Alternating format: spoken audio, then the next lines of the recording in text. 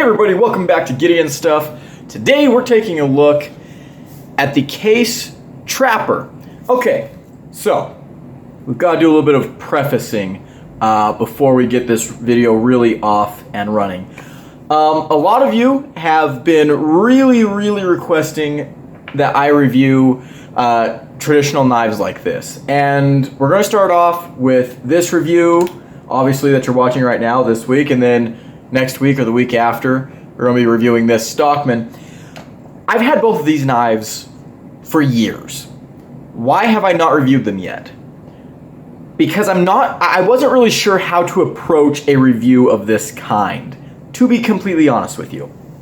I didn't know exactly how I was going to do like the review cutting segments because there's two blades or sometimes multiple blades. I was like, do I need to do every single review cutting demonstration with every blade on the knife? I also kind of figured maybe there wasn't an audience for stuff like this. And when I kind of started YouTube, I definitely don't think that slip joints were the meta. Not that I've ever been interested in chasing the meta. But nowadays, slip joints are really cool. And I think a lot of people have been into these for years and years. But I think that slip joints are getting kind of a new audience these days. And people are looking back on some older designs with new eyes, if that makes sense. So it's a good time to review slip joints. The other thing too, though, is especially in regard to Case knives, Case does so many special runs and editions and limited versions of their knives that it was kind of overwhelming to me. What am I reviewing here? Am I reviewing the Case Trapper Yellow Delrin handles? Well, I've decided that for this review, we are just going to be reviewing this model, the Case standard size Trapper, right? And so in the future, if I get more Case Trapper knives that have different handle scales, I might make a video showcasing it. I might, make some kind of comments about, what I think of it. Am I going to do a full review? Probably not, because switching the handle scale material doesn't really change the use that much. If there's differences in steels, I might do it, but yeah. It's a little bit of a preface for how slip joint, especially traditional knives like this, how reviews of these types of knives are going to work on the channel. Because I've reviewed slip joints before, right? I've reviewed slip joints like this, but this is, kind of a different beast. Okay, preamble out of the way. Apologies, but we had to do some housekeeping. So let's go ahead and jump right into this review. Let's start off with a blade length measurement. Sharpened edge is coming in here about 3 inches. Maybe a hair more, we got a little bit of belly there. Overall length on the clip point blade, we're in that 3 3.25 area, not 3 3/4, a little bit over. I guess we'll measure the spay blade just to be complete, right? We can't just leave it there. Sharpened edge, 3 inches. Overall, 3.25. How shocking! I'm truly amazed.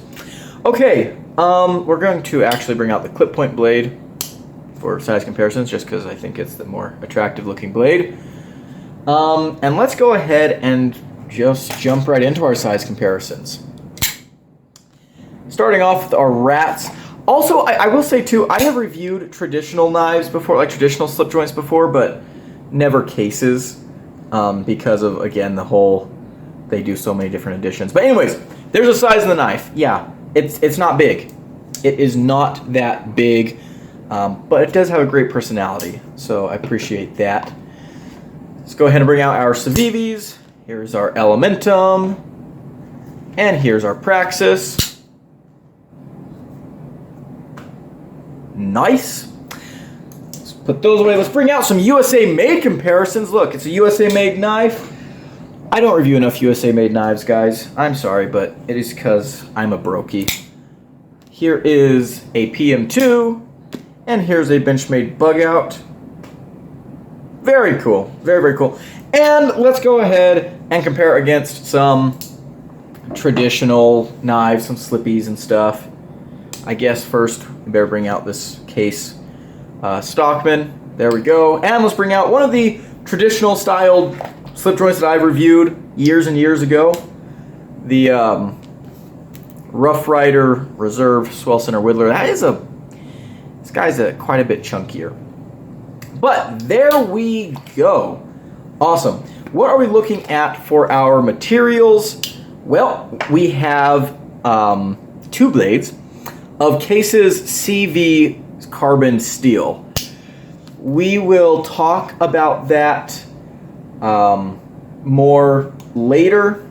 And then we have these yellow synthetic scales. And we have nickel silver bolsters and shield with the little brass pins. Focus up, camera. There we go. Get a good long look at that beauty, and let's go cut some stuff. Hey guys, another day, another review cutting down by the river with all of the bugs. But this is the most readily accessible scenic viewery. Viewery, is that a word? I highly doubt it. Anyways, where I was going with that is this is a spot that's easy for me to come to, and it looks pretty, so this is a very popular spot for me to do review cutting. Anyways, what are we doing review cutting for today? The Case Trapper. This is a yellow Delrin version. I think this is just about the most classic version of a Case Trapper you can find, and it is a very, very cool knife. So let's go ahead and jump right into this, shall we? Let's start off with the action. So like most Case knives, there's no half stop, but the Walk and Talk is pretty good. There is a nice solid retention of the spring when the blade is out. There's a good snap on the close. I do wish that it had half stops. I think that'd be cool, but it does not, so there we go. And both blades feel pretty much exactly the same in terms of their spring tension and snappiness, so that's awesome. Next up, ergonomics. The Trapper is a very ergonomic knife design. This one here has plenty of room for my fingers.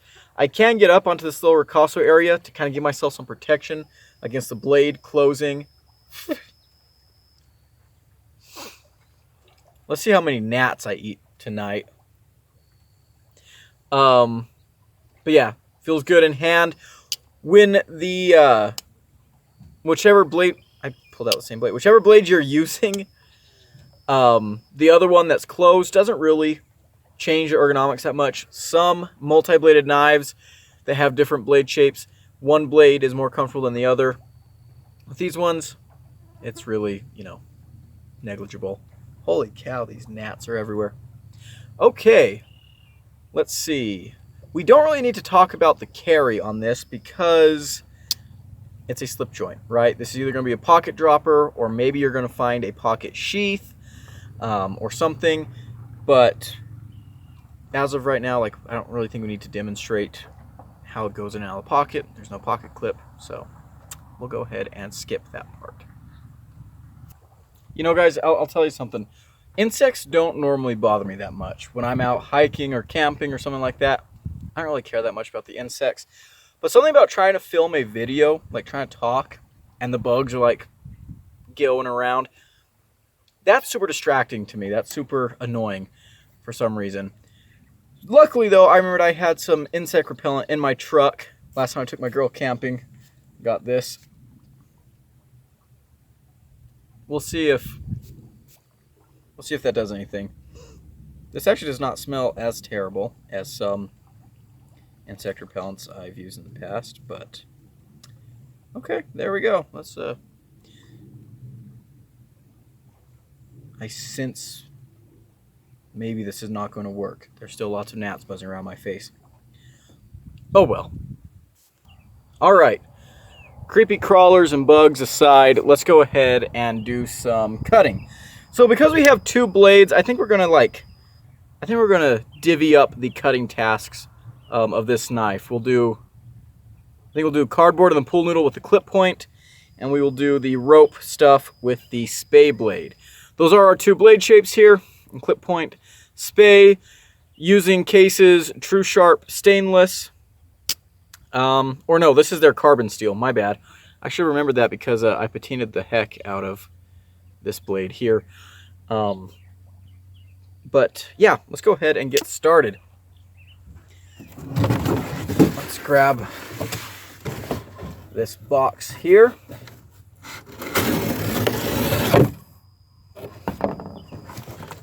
Hopefully that was on screen.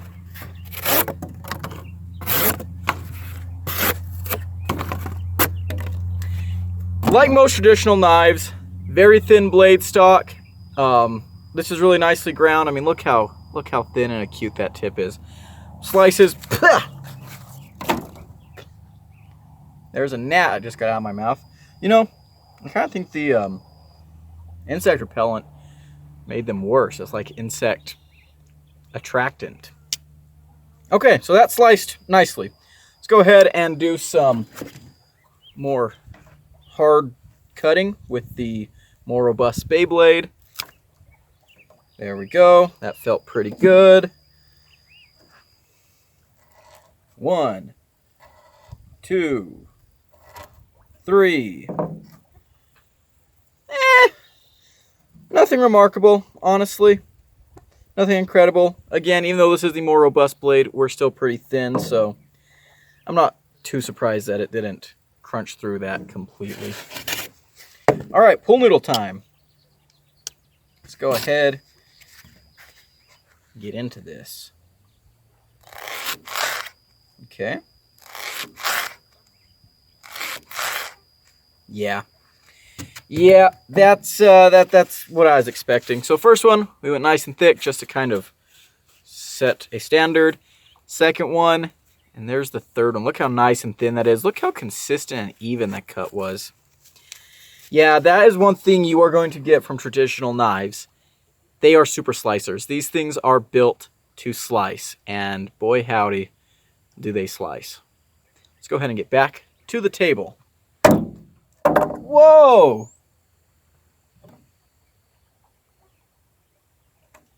If I had been aiming for that, I never would have hit it. That was a terrible throw. All right, let's do this again. Man.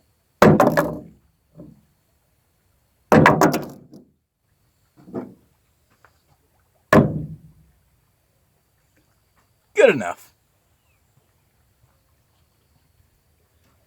Alrighty, we are back. Let's go ahead and get into what I'm liking and not liking about this very cool little knife. So, number one, this knife is very special to me. It's got a sentimental story behind it. I am not going to tell that story right now for the sake of simplicity in video making and also just for the sake of time, because as you guys know, I care very deeply about making videos that are nice and short and sweet. If I was Pinocchio, my nose would be way the heck out here. But yeah, we're not going to tell that story in this video. It's a great story, though. If you want to hear that story, check out my video, I EDC'd slip joints for 2 weeks. I will leave it in a card, or I'll leave it at the end screen of this review, so you can check that out. But I tell the whole story. It's a great story. Yeah, you can check that out if you're interested. We're not going to tell it here. But yeah, sentimental knife. Next up, it's a Case Trapper. Case knives have this gravitas about them, right? They are so prolific. They're so synonymous with pocket knives. I mean, if we were doing a Pictionary and my word was pocket knife, I think it would be I think someone would be able to guess if I drew a box and then like point an arrow to it, and someone's like, case knives, pocket knife, right? You say a case knife, pocket knife, they're yin and yang. That's not really the term I was going for, but they're very closely related, right? It's a classic, and the Trapper, personally, for me, this is my favorite traditional style. I love the Trapper pattern. I also love Stockmans and Canoes and Barlows. I've got a soft spot for Barlows, but Trappers are my favorite. I absolutely absolutely love trapper knives. So that's very, very cool. Next up, the fit and finish on this knife is very, very nice. I mean, everything feels smooth. There's no like major gapping. There's a little bit of gapping like right here, but I think that's actually developed as I've used this knife over the years. But everything fits together nice and smoothly. Like I can't really feel any, sharp edges or anything, which is very, very nice. The knife is built like an heirloom. And that's something that case knives, for some reason, my camera's having a hard time focusing on this knife today. Case knives, they're heirloom quality in a lot of cases. That was a really bad pun. I have reviewed a case knife on the channel before, the Case Rustlock. I absolutely hated that knife. And to be honest, I got a lot of backlash for hating on that knife. So I gotta be careful about what I say with these knives. But by and large, case knives are built very well, and they do have that heirloom quality about them. This knife is no different. The blades, very high polish. Although mine have been used and abused. You'll see this one has like this little poop smear on it. I guess we'll go ahead and say how that happened. That was because I used this knife to cut a steak at a restaurant one time. And then I just put it back in my pocket with it. I wiped it down, obviously, and then just put it back in my pocket. But it did patina pretty significantly. Although, I guess maybe it's getting better over time.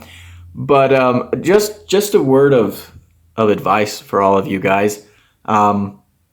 Unless you are with like a bunch of your knife buddies, or you're in a restaurant that is going to be cool with you pulling a knife out of your pocket to cut your steak, don't do that.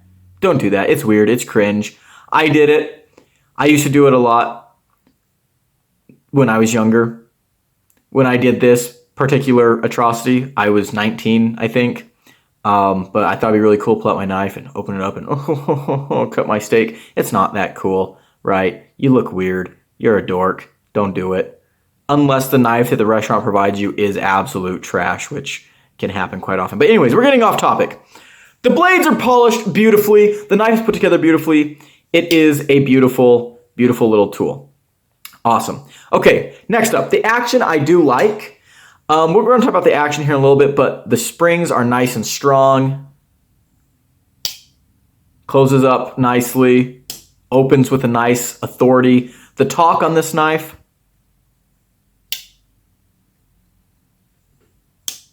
The torque on this knife is really good. I prefer the torque over the wok, but we'll get to that later. But yeah, feels really, really nice. Ergonomically, the Trapper is a very nice knife. Very slim, almost a Coke bottle type shape on this blade, but very easy to use and hold in a bunch of different grips. This is the large or the regular size Trapper, and I think that's a really great size. Fits my hand very, very nicely. You do get these two blades. The blades are very nice. Indeed, this Spey blade, it's a great steak cutter, I can tell you that much. For those of you that don't know, Spey blades were called Spey blades because they were originally used to cut the cojones off of livestock, which I have not done with this knife. I have done it with other knives, but I have seen people use the Spey blade on their case knife to cut the nuts off of quite a few little future steers, and then we take them nuts and we throw them on the branding iron fire, put a little salt and pepper on there, some chili or something, and you make Rocky Mountain oysters out there while you're branding. Man, I miss the ranch. But the blades are very, very nice. They cut excellently. I mean, it's a slip joint, a traditional slip joint. The blade geometry is idealized for slicing. Very thin. This California clip point, this is a great all-around knife for doing just about anything.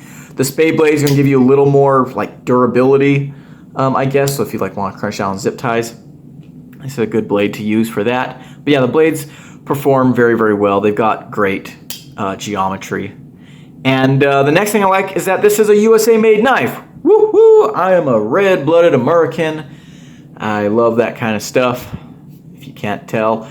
But that's really cool. I want to review more American-made knives on the channel.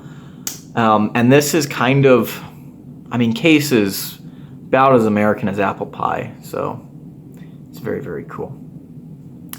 Okay, let's go ahead and get into some negatives. And before we get into negatives, let's talk about some things that I consider to be kind of neutral. These are things that we went over in my IEDC slip joints for 2 weeks video, but we're gonna go over them here. Number one, this knife is like very smooth in hand. It's very slippery. This is not a knife that you really want to be using in a slippery environment, but the solution to that is just don't use a knife in that kind of environment. You know, easy fix, right? I remember seeing, like, obviously I grew up cowboying. I worked as a cowboy for many, many years. And when we were like down in the irrigation ditches, of course, I had my, you know, locking. In fact, one of my favorite irrigation knives is my Cold Steel Recon 1. I have it down there in the irrigation ditch cutting tarp and things like that, cutting strings for sandbags. And it's very grippy. I had gloves on, of course, but had that real, you know, those really aggressive, you know, chamfers in the handle so I could hold onto it really good. Other guys who would carry knives like this, they wouldn't use this in the irrigation ditch. They use a fixed blade, something that was bigger, easier to hold on to. So, you know, it's probably can get around. Next thing, no pocket clip. This is gonna be one of those things that, you know, is gonna really, really be a no deal, you know, a deal breaker for some people. But for other people, they'd be like, well, I'm just gonna get a pocket knife slip and there we go. Or I'm just gonna pocket drop it, which this knife, I do typically just pocket drop.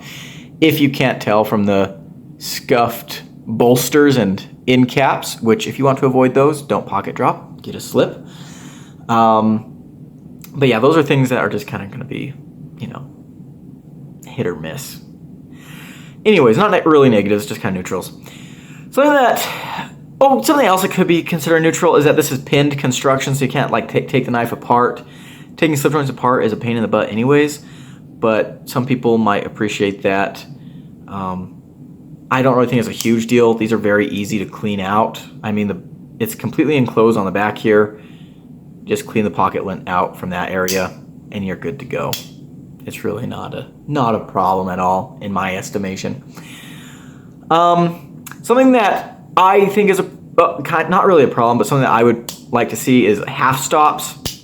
I just prefer half stops. It's kind of a safety feature, but also it makes the walk of the knife's action a little bit more satisfying in my mind. Again, the walk and talk in this thing is good, but I think the talk or the walk could be improved with a half stop. Again, that's gonna be kind of a personal thing, but that's how I feel. The blades. These don't hold a very good edge. Okay, they just don't. And let's take a moment to talk about Case and steel. So Case is sometimes a little bit weird with their, in fact, they're kind of weird about their steels. So their basic steel is their True Sharp, their, you know, whatever they call it. Their surgical stainless, which is kind of a mystery composition. I've heard some people say though that it's probably 4116 or something like that. Whatever. This knife does not have that steel. This has their CV, which is chrome vanadium, right? And one of the reasons why I was surprised that this knife patinaed like it did that night, which honestly, this does not show up on camera very good. Like I guess that kind of shows it off a little bit. Anyways, it has faded over time, but, and I've tried to wipe it off with multiple solvents. But anyways, I thought chrome vanadium, because I knew that that's what the CV stood for, was their chrome vanadium steel, and I thought that was a stainless steel. It's not. It's 1095 CV, I think. This is what I was able to gather from some internet researching. And I guess, so when Case uses their carbon steel, I know it's a 1095, but sometimes they use 1095 CV, which is similar to like the stuff that K-Bar uses, and I guess it is an upgrade from their 1095. Are you going to see any real difference between this and their 1095? I don't know. I doubt it. Like, I really, really doubt it. Are you going to see much difference between this and their stainless steel, which, by the way, is marked with SS? And when they use a 1095, the regular carbon steel, it's just CS.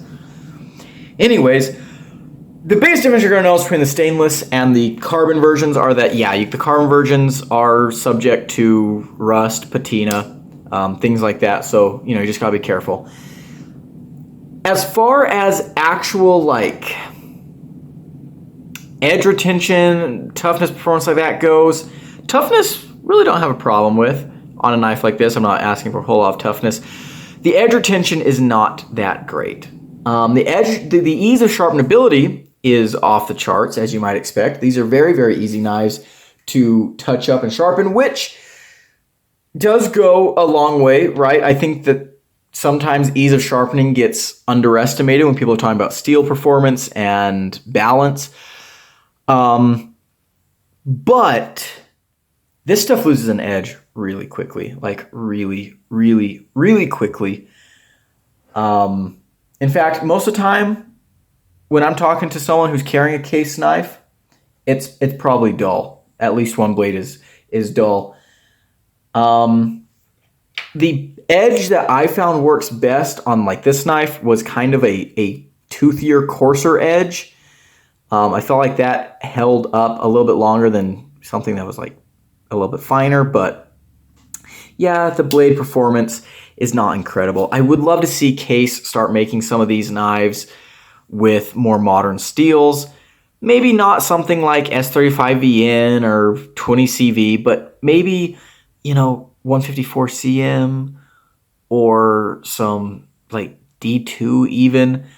As long as they're keeping the heat treats good, I would love to see that. I would love to see like S35VN, but that's not a thing right now. Okay, let's go ahead and go on to my final conclusions. How much do these cost? Case knives, like this version of the Trapper here with these scales, this is one of the cheaper versions. This is going to be about like $50 to $60. These can go anywhere from like the $50 price range to like the $120 plus. Is it worth it? In a lot of ways, yes, it is, because of just the heritage of these knives, and there is a certain satisfaction about carrying these. The biggest issue with these knives is that they just have outdated steels. And yeah, that does kind of suck. But they are made in the USA, so that's going to add some price. They definitely can charge for their name, I guess.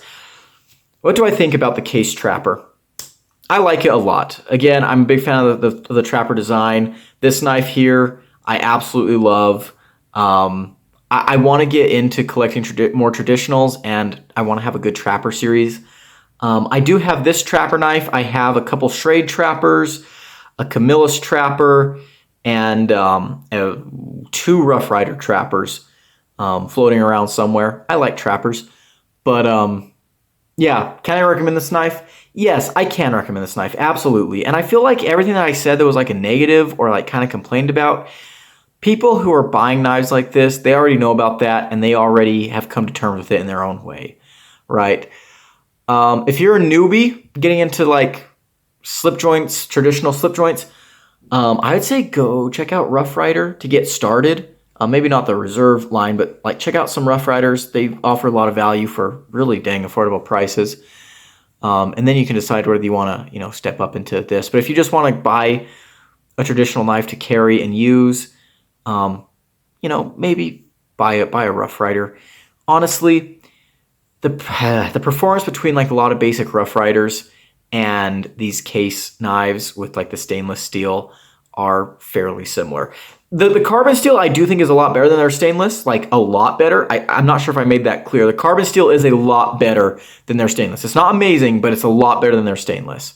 So if you are going to get a case knife, get like one of their carbon steel ones. I think those are the better models. But yeah, great knife. Really, really enjoy this one. And I think we're going to go ahead and end the review there. Thank you guys so much for watching. If you enjoyed this video, leave a like, comment below, and subscribe. Huge shout out to my channel members at the Cowboy level. They're on the screen right now. If you want to be a member, there's a button below where you can join. That's it for me today, folks. Adios.